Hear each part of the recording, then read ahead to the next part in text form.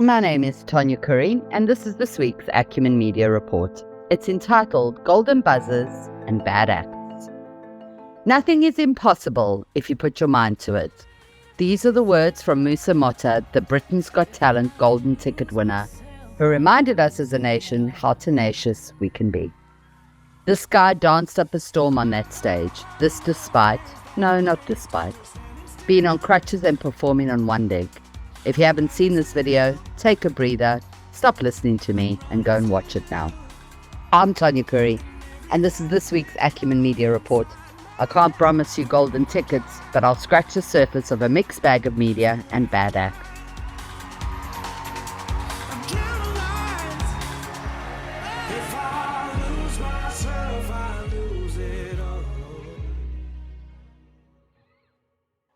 I lost my breath when I read the legendary talk show host Eusebius McKaiser had passed away.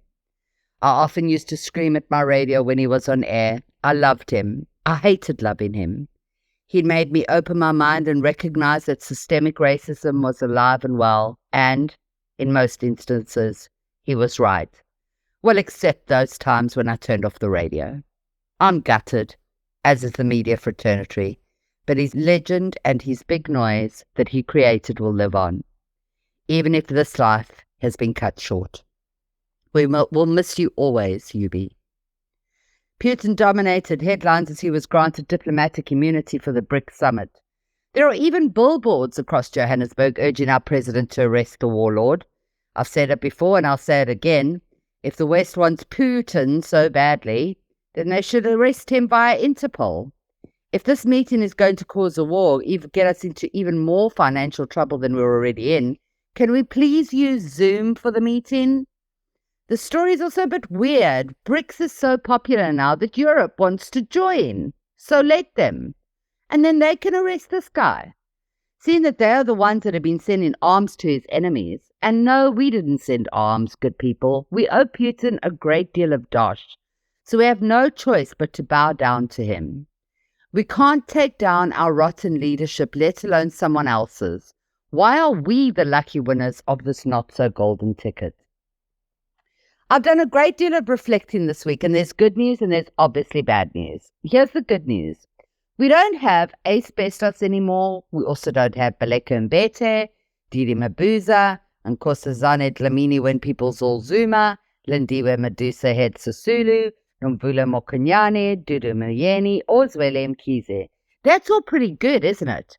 It would be awesome, like golden ticket awesome, if it was done at lightning speed, instead of the snail's pace that we've been watching. Deliberate sloth, that's our cupcake, dense and slow-moving, but also pretty determined.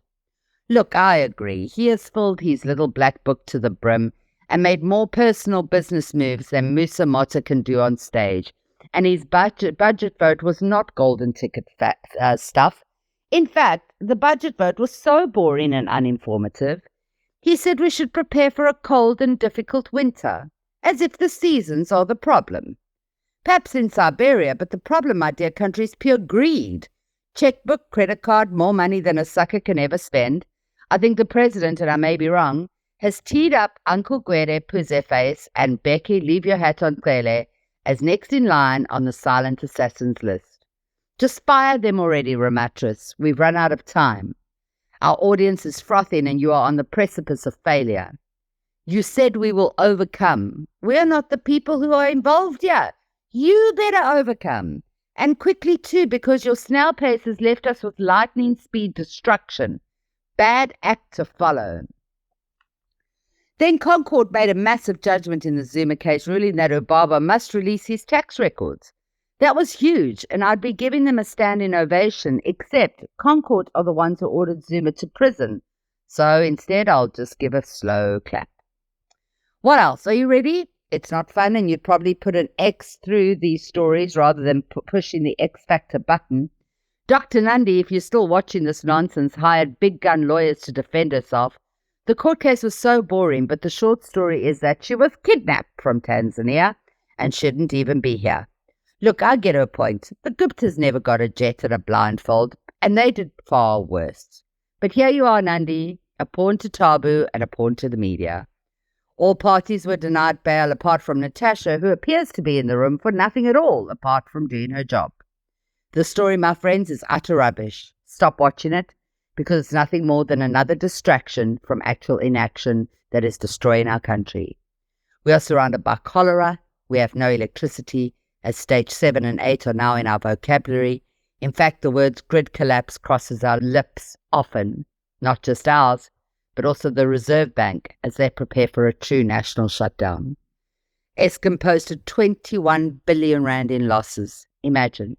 The very same Eskom that paid 934,000 rand for knee pads and 238,000 rand for a mop. Why is this allowed? Is it just a plot to unseat Gwede? If so, my word, we have overspent on our budget. And we've taken the Michael Mouse, that's Mickey Mouse, out of the golden ticket. Is there anything left in this bucket or for a bucket? Then there was John Block. That name sounds familiar, right? Well, he's in jail for 15 years on corruption charges. But that's not why you remember him. You remember him because Lindiwe Medusa Sisulu went to visit him not so long ago, and that made huge headlines. Today he is facing a further 51 million tender fraud charge. Now it makes sense, doesn't it? Golden ticket and a very bad act. Veteran actor Patrick Ndlovu passed on. He'll be missed by Yizo Yizo fans. And there are many other stories this week that was a bit like a bag of licorice, all sorts. We've paid 47 million rand for 100 water tankers. Only 38 out of our 257 municipalities got a clean audit. That's 15% of them. That's appalling.